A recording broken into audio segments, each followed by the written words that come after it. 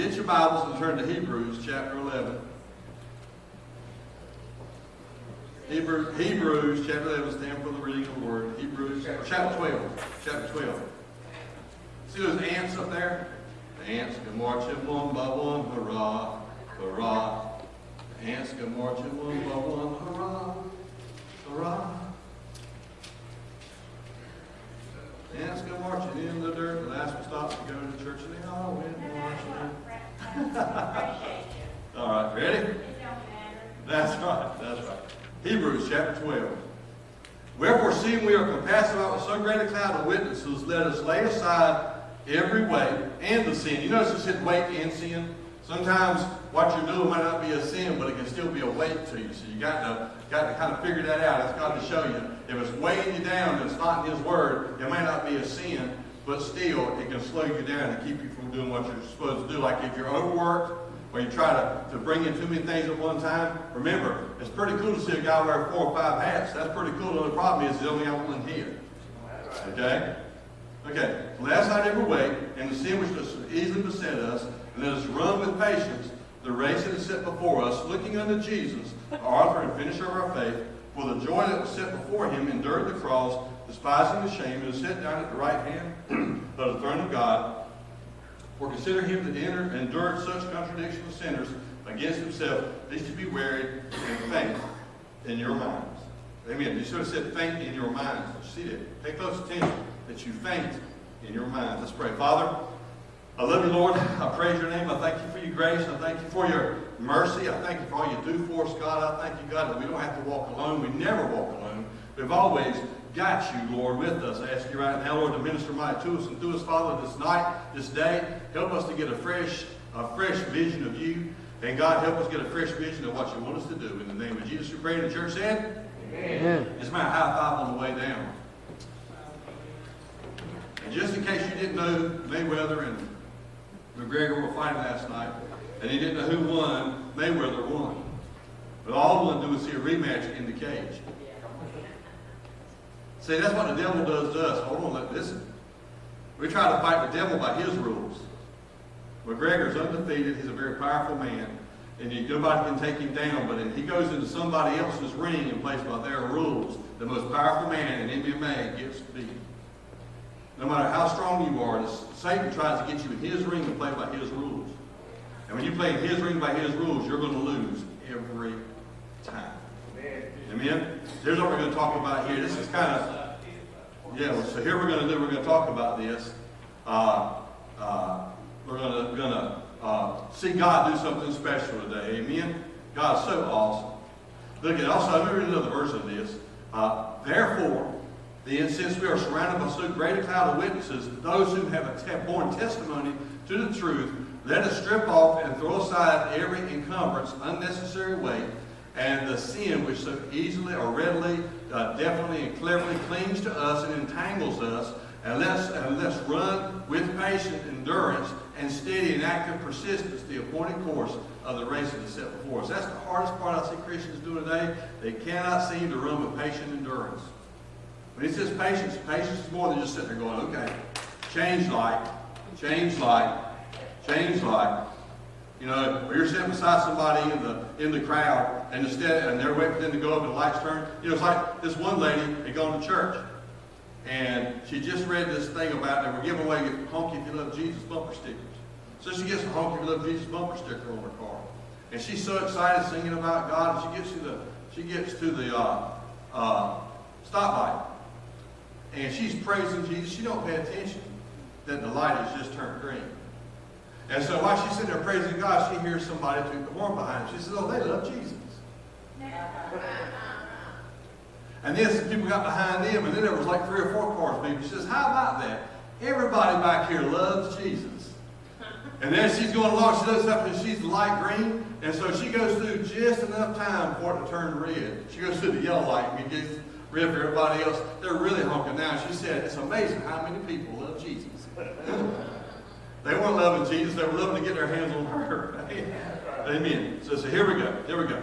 Run with patience, a patient endurance. Patience is more than just staying there going through it. Patience is how you handle it as you're going through it. Amen?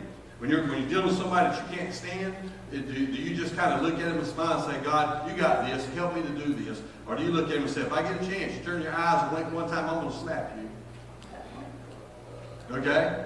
So there's a difference.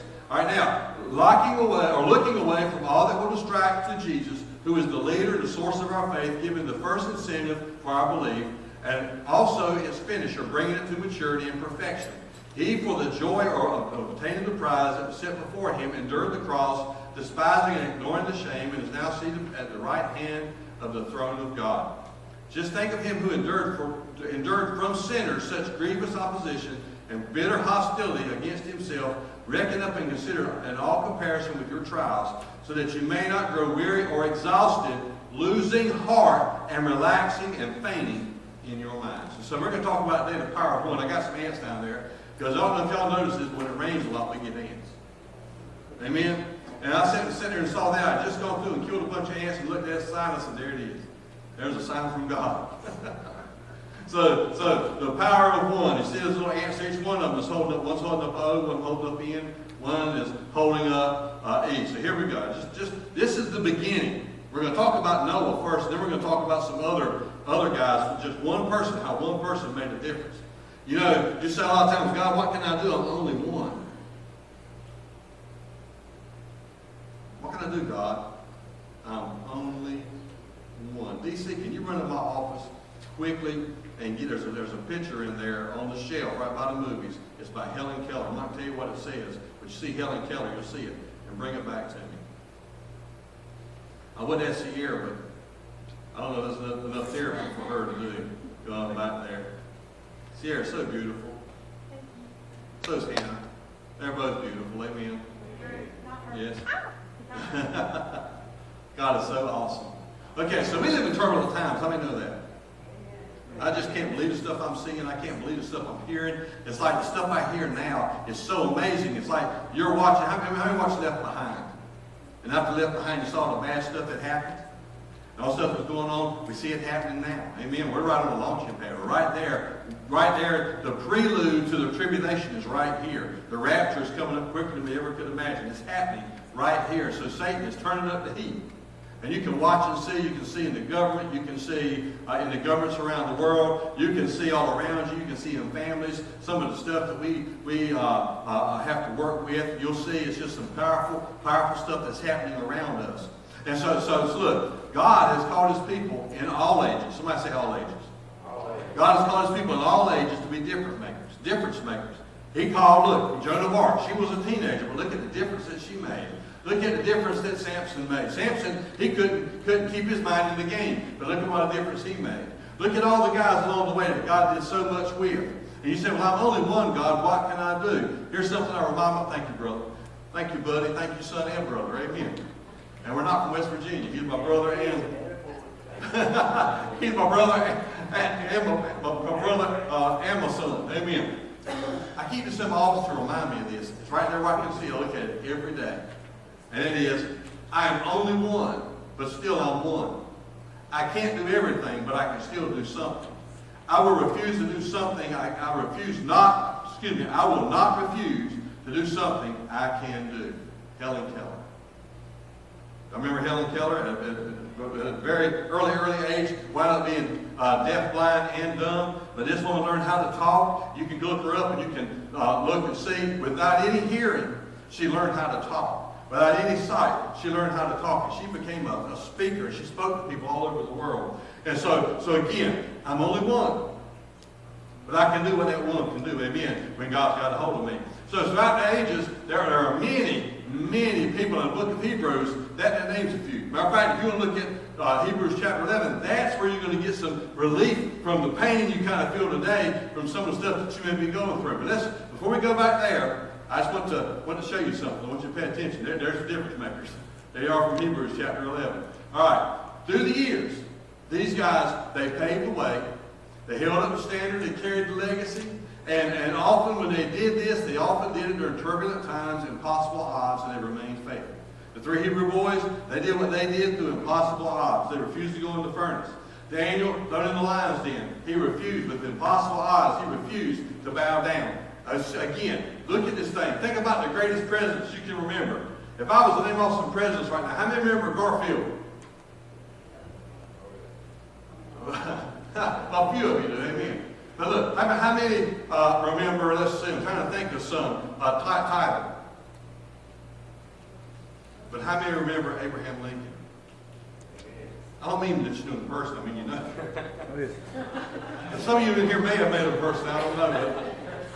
But, okay, how many of you think about presidents? When you say Abraham Lincoln, John F. Kennedy, George Bush, George W. Bush.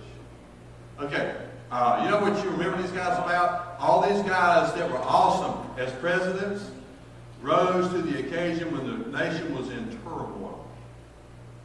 Roosevelt served 4 terms. Why?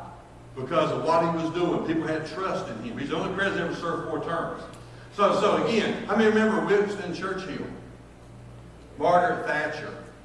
All these people, there's 2 things about all these people. Number one, they had to overcome insurmountable odds in their own life to get to a position of leadership. And as they overcome the insurmountable odds in their own life, then they got in leadership positions where there were insurmountable odds, and they led the nation, led the country, led the world through this.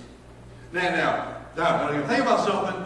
The reason why these guys had to go through so much, and the reason why these guys had such hard lives, is because that God used that to help them to lead others out. You know, Roosevelt, he had braces on his legs. And you know what? He never let the people, when he went and spoke before the people, he never let them see him in that wheelchair. He always stood up and he always had somebody help him. He never let them see the braces and he never let them see the wheelchair. He always stood up because he wanted the people to have confidence in what was going on and confidence in what he had to say. That's some powerful stuff. All these people have insurmountable odds. And so again, just try not to, this is actually going to be the intro to the next couple of weeks. So now, again, therefore we also, since we are surrounded by so great cloud of witnesses, let us lay aside every weight and the sin which does so easily ensnare us. Let us run with endurance the race that is set before us. Hebrews 12:1. So watch this now. Here we'll go a little bit further. The Bible tells us there's a problem. The problem is, I just read it to you. When you find yourselves flagging in your faith, go over that story again, item by item, that long litany of hostility he plowed through that will shoot a drill into your soul. So here it is. Here's one. Just think of him who endured from sinners such grievous opposition and bitter hostility against himself. Reckon up and consider it all in comparison with your trials. In other words, you might be going through something, but just think of all what Jesus went through. Have we resisted unto sin yet? Have we resisted unto blood? Have we? Like Jesus did? Jesus was innocent, and he went through stuff for us. So look, so watch this now. So that you may not grow weary or exhausted, losing heart and relaxing and fainting in your minds. So here, watch this. You grow faint in your mind before you grow faint in your actions. How many know that? I can listen to me. I can listen to you talk. I can listen to me talk. And I can tell when you're weary. I can listen to you talk, and I can tell when you're getting ready to back off. I can tell when you're getting ready to actually just drop the load and try to. My father-in-law was a truck driver, and he would call it deadheading. Deadheading was when, he said, I hate the deadhead because whenever I deadhead, I don't make any money. He would carry loads all over the United States, and then he would find some trucking company that needed a load carried back to North Carolina. And what he would do is, he'd pick up that load and he'd carry it back. He said, son, as long as I'm deadheading, I'm not making money. But if I can carry a load, I'm making money. Some of us right now, matter of fact, if I saw you in my mind, just could see you spiritually, you deadheaded here today. You said, God, I'm tired of the burden. I'm tired of carrying it. I'm tired of it. I'm getting ready to let it go. Come too close to let it go. You've come too close to the end of the road to give in now. Now is not the time. Now is not the time to deadhead. Now's the time to pick up that load and keep on going. But if you grow faint in your mind, because Satan's always telling you, nobody's watching you. They're just going to take advantage of you. Nobody cares about you. You're going to have to carry this load all by yourself. When it tells you all this, you begin to think it as you grow weary inside, and it's your mind, you've already dropped that load, and pretty soon you're going to drop that load physically. So again, the problem was, in verse 3, you grow faint in your mind before you grow faint in your actions. But there's that push that God has for us. You see, before us is that great cloud of witnesses. And they're listed in chapter 11. You can read it. Matter of fact, sometimes when I'm having a hard time, I will read chapter 11 and think about, you know what? My stuff is piddly compared to some of the stuff these guys went through. You know, and God acknowledged their actions. And you know what? In heaven, they're in heaven now. But in heaven, I can't help but think God's acknowledging our actions unto them. And saying, look, because they're the great cloud of witnesses. Meaning, listen, there's somehow or another, I don't know how God does it, but they know what's going on in that action. Because listen, they know that we're carrying on the load even further.